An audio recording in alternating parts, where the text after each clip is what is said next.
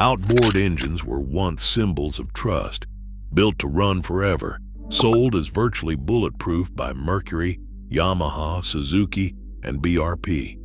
But inside factory walls, a rush to automate and pandemic shortcuts rewrote the rules. The official story speaks of modern efficiency. The scandal exposed here uncovers hidden recalls, warranty chaos, and reputations shattered. If reliability was their promise, why are so many owners suddenly furious? The answers start deep within the assembly line. For generations, Mercury, Yamaha, Suzuki, and BRP stood as pillars of marine reliability. Their names carried weight at boat ramps and marinas from the Gulf Coast to the Great Lakes. Ad campaigns promised engines that would outlast the family boat itself. Sleek machines roaring across blue water, banners boasting maintenance-free performance, and engineered for life. Owners wore brand loyalty like a badge, swapping stories of engines that ran for decades with little more than a fresh spark plug or a new impeller.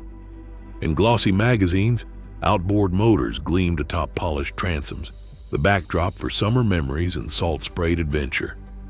Each brand cultivated its own legend. Mercury's racing pedigree, Yamaha's reputation for quiet strength, Suzuki's image as the innovator, BRP's legacy of rugged power. The message was simple: buy once, trust forever. Dealers echoed the script, assuring customers that breakdowns belonged to a distant past. Generations of families returned to the same brands, convinced by years of trouble-free running and a culture that valued dependability above all. This wasn't just marketing. It was a promise built into every owner's expectation, reinforced by decades of smooth starts and safe returns. The faith placed in these engines ran deep, shaping not just purchasing decisions, but the traditions and rituals of boating itself. Now, that legacy faces a test it was never meant to endure. By 2019, the marine industry was caught in a race against time. Orders for new outboards poured in from every corner of the market, and assembly lines that once prided themselves on hand-finished quality now pulsed with the hum of robotics. Mercury, Yamaha, Suzuki, and BRP poured millions into automation. Robotic arms, conveyor upgrades, and digital tracking systems promised to double output with fewer hands. Then the pandemic hit. Factories struggled to keep workers on the floor as lockdowns and illness swept through manufacturing hubs. Veteran technicians retired or left for safer jobs, replaced by new hires who barely had time to learn the ropes. Management pressed forward, determined not to lose ground. Automation filled the gaps, but the pressure to deliver meant corners were cut. Suppliers, once carefully vetted over years, were swapped overnight. By 2020, BRP shuttered its entire Evinrude outboard line, citing an unprecedented market environment. The scramble for parts forced companies to approve new vendors from Vietnam, Mexico, and Taiwan, many without the usual months of qualification testing. Internal investment reports touted the efficiency gains, but behind closed doors, engineers worried about what was slipping through the cracks. As backlogs grew, some plants cut manual inspection steps to keep engines rolling out the door.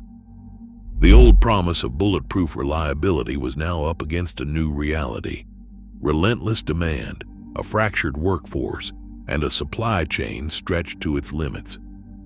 The foundations of trust, built over decades, began to shift under the weight of production pressure.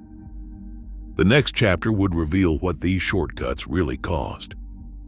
In May 2020, a confidential engineering change order authorized a major reconfiguration of Mercury's Fond du Lac assembly line. The memo, circulated among plant supervisors, removed a critical checkpoint, the midline torque check. For years, this manual step caught loose fasteners and subtle misalignments before they could become field failures. Now, it was gone. Final assembly inspections were halved, and hot-run engine testing, the last defense against undetected faults, was delayed or skipped for some batches. Production managers justified the changes as temporary, citing the urgent need to keep lines moving. Internal emails admitted that more responsibility would fall to dealer pre-delivery inspections, but those were never designed to catch systemic assembly errors. Within months, warranty data exposed the cost.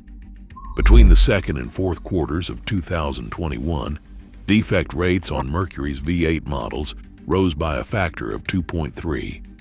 Reports of injector seal blowouts and intermittent power loss began to cluster around engines built after the checkpoint cuts. One QA technician, later deposed in a class action, described seeing the same injection seal failure on multiple units each day. The pace was relentless. Technicians struggled to keep up, and documentation piled up with unresolved issues. The whistleblower's testimony painted a picture of a plant under siege, not by sabotage, but by speed. Weekly meeting minutes, later cited in owner lawsuits, showed mounting pressure from upper management. Any delay risked missing delivery targets set months earlier. The old culture of double checks and sign-offs gave way to a single-minded focus on output. The result was a spike in engines leaving the plant with hidden flaws, many destined for customers who still believed in the promise of bulletproof reliability. The shortcut, invisible to buyers, would soon become all too real on the water. Pressure on the assembly lines did not stop at the factory doors. As the rush to fill orders intensified, the demands rippled outward, forcing suppliers to make their own compromises. Contracts that once took months to negotiate were finalized in days. New vendors from Vietnam, Thailand, and Mexico came online almost overnight, delivering castings and electronic modules that had barely cleared initial testing. The usual battery of audits and sample checks was compressed or, in some cases, skipped entirely. One procurement manager in an internal email described the situation bluntly. Parts availability first, paperwork second. Material quality, once a point of pride, now became a moving target. In the scramble for aluminum castings, some suppliers began shipping parts with higher levels of internal porosity, tiny voids invisible to the eye, but deadly for engine longevity. Industry standards that previously allowed little room for error were quietly bent. Castings that would have failed inspection in 2018 were now waved through under temporary contingency approvals, a process meant for rare emergencies, not routine production. Electronic throttle bodies and fuel modules faced similar shortcuts. Sampling rates dropped from every batch to every fifth batch, leaving entire shipments unchecked. With travel bans in place, on-site audits were replaced by remote document reviews, and even those were sometimes little more than a formality. Suppliers, under pressure to keep lines moving, flagged their own concerns. A quality alert from a BRP engineering team warned, matching parts to lower-tier vendors is a risk, but the line is empty of materials as of Tuesday. The warning went unheeded. By mid-2021, the web of concessions had grown so tangled that tracing a single failed component back to its source became nearly impossible. The cracks in the system were no longer isolated to one plant or one brand. They ran through the entire supply chain, setting the stage for failures that would soon reach the water. A summer of anticipation turned into 8 months of frustration for one Georgia family. Their new center console, powered by twin outboards, never left the dock after a sudden engine shutdown left them stranded less than a mile from shore. The electronics flickered, then died. The dealer's first diagnosis pointed to a failed ECU, a part that, in previous years, would have been replaced within days. Instead, the boat sat on a trailer behind the service shop, covered in pollen and disappointment, while parts requests bounced between warehouses in Tennessee, Japan, and Mexico. Each call brought a new estimate. 4 weeks, then 8, then no ETA. As the weeks dragged on, the dealership's service manager logged every update in the system, but the screen always read the same: back ordered. Other owners posted similar stories to online forums. Boats sidelined for entire seasons, family vacations canceled, payments made on vessels that never touched water. One post described a 234-day wait for a replacement ECU, with the owner forced to watch summer slip away while the manufacturer blamed global supply chain turbulence. The waiting wore down even the most loyal customers. Some turned to independent mechanics, only to learn that diagnostic codes were locked behind proprietary software.